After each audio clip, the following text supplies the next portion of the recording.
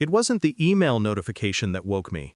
It was the absolute silence of the room afterward. The CTO, Richard, had just sent it, a 2-line summary, a recommendation to the board that I be transitioned out due to structural redundancy. This was 2 days after he'd cornered me by the coffee machine, a forced, affable smile plastered across his face, and asked the fatal question. "Just curious, Mark, what are you planning to do with all those stock options once they vest?" I'd made a mistake. A small, almost imperceptible tilt of my head as I admitted, "So, not a lot, not a decent sum." Just that one word, "so." It signaled that the coming payout from my early engineering work wasn't just substantial, it was foundational. It was a game changer. It was leverage he and the old guard didn't want in the hands of the architect who built the castle.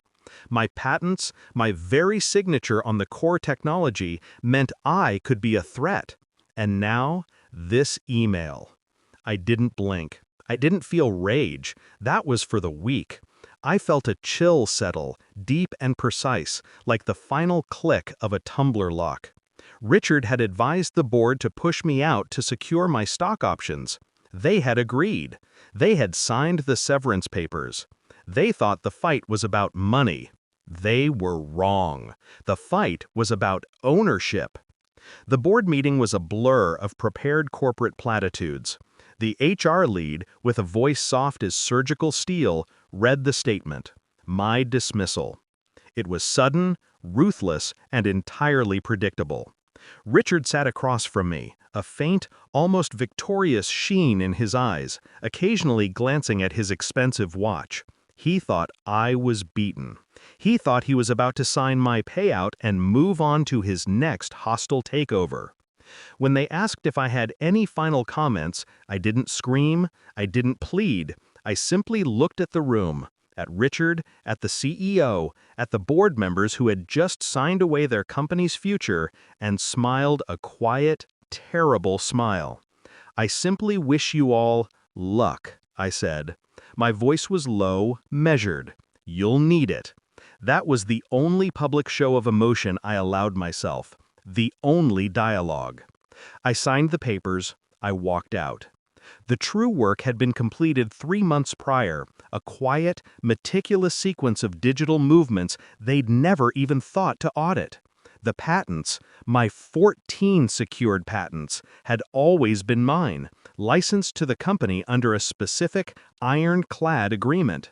An agreement that contained a highly granular clause for immediate, full transfer of ownership upon a forced or hostile termination without cause. They had just provided the cause. The transfer wasn't loud. There was no internal alert. It was a silent, automated protocol executed by an offshore legal AI at the moment my digital credentials were deactivated. A simple, invisible transfer of intellectual property from their holding entity to my newly formed shell corporation. 2 weeks. 14 days of their smug silence and my own clinical detachment. Then came the calls. Not to me, but to Richard and the board. Calls from their biggest competitors. Calls from their lawyers. Richard was screaming when he finally called me, his controlled facade completely dissolved into panic.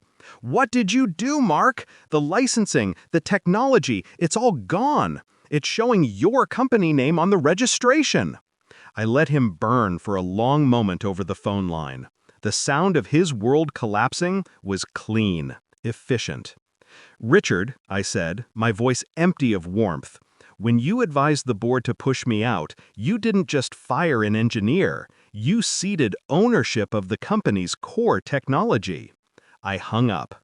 I didn't check the news, didn't need to see the fallout. I knew the result. Every competitor's new product now carried my name in the footer, not as an engineer, but as the sole patent holder. Their stock would plummet. Their flagships were now dead licenses. They were shells. I looked out the window. The city was quiet. The feeling wasn't triumph, it was merely finality. I hadn't destroyed them with rage or fire. I had simply held the contracts they signed and let the paperwork do the killing. The patents were secured. My options were now worthless, a detail I barely noticed.